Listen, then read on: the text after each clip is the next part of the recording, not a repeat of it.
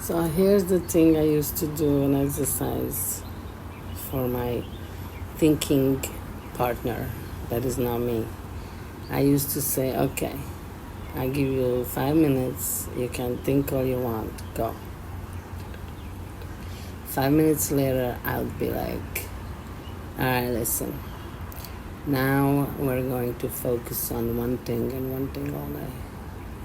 And every time my mind would just go and try to do whatever he wants to do, I'd go back, no. I was saying this is what we're going to focus on. And you practice that over and over and over. How long is it going to take? How long is it going to take?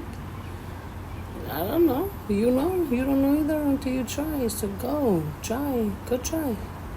Seriously, it's easy. You ain't got to do nothing else. It's all in your head. You don't have to lift a finger.